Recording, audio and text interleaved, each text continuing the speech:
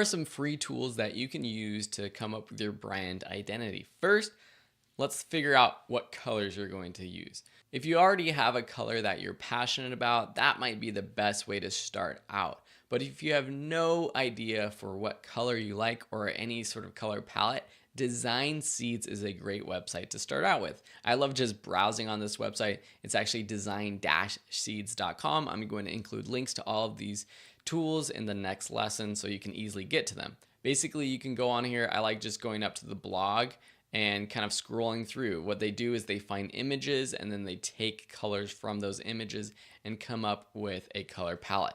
Now, you might not know exactly how to use these color palettes in programs like Adobe Photoshop, but these hex codes, these color codes down here underneath the colors, are very important because you'll be using them like in the programs Photoshop, but also when you're building your website, you're going to find lots of times where you have to actually plug in this code. So you'll want to save that code when you have a color that you want.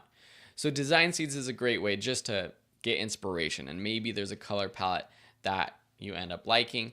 Having one main color is a good idea because people can identify your brand with that color, but then having supplemental colors helps you change it up because you don't always want to be posting photos and graphics with just one color. It's better to have a few, and if they complement each other and look good, that's even better. You don't want to just pick random colors. This is one way to kind of pick random colors together. They're from photos, so they look good.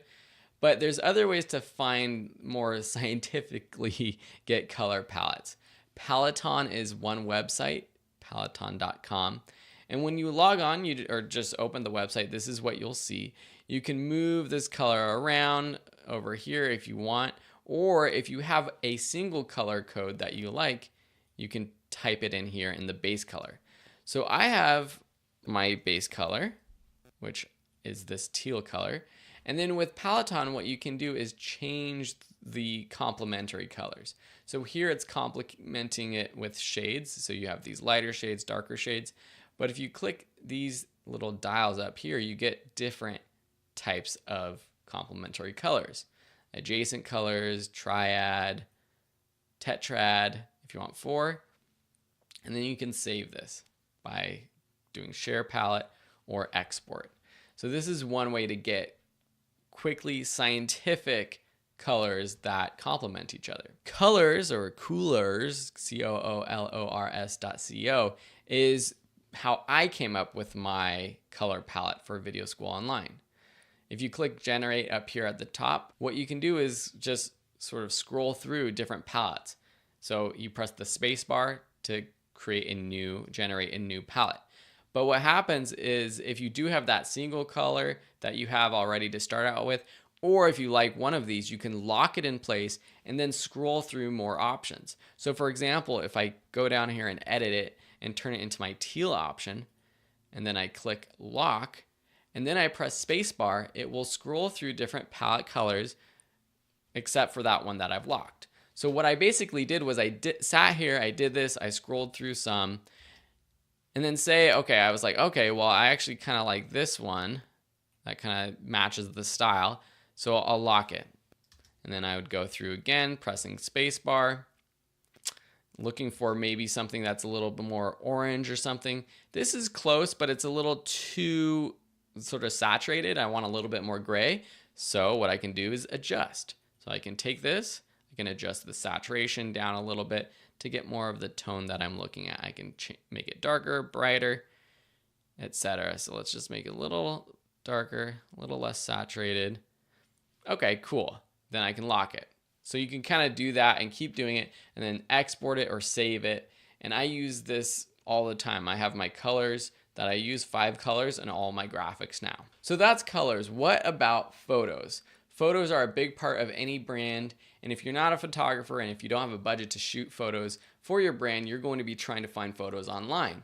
There are great websites that you can purchase stock photos from, but what about some good, high quality, free photos? There are 3 websites I want to mention. One is unsplash.com, the next is pexels.com, and the next is pixabay.com.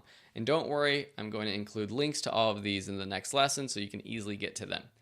As you can see, automatically when you go on these websites, the quality of the photo is super high. Now, the catalog isn't huge, but for most companies, for most brands, you'll find some super duper high quality photos. So for example, for me, I do a lot of video production kind of things. So when I type in video, I get a lot of cool stuff. People carrying cameras, individual cameras, and these, while I would like to go out and shoot photos myself, sometimes it's just easier to find photos for free. Sometimes the photos are the same on each of these sites. Sometimes I'll see the photos that are on these sites on multiple websites because a lot of people end up using these websites. So be aware of that. Try to use photos that aren't too cliche. There's some when you see them, you're like, okay, that's been used a million times probably already. But use them as you see fit. All of these websites, it's free to use for commercial or non-commercial uses. Lastly, fonts. You have all your traditional fonts probably on your computer, but maybe you want to find a font that's more unique for your brand. A couple websites are dafont.com, dafont.com, and fontsquirrel.com.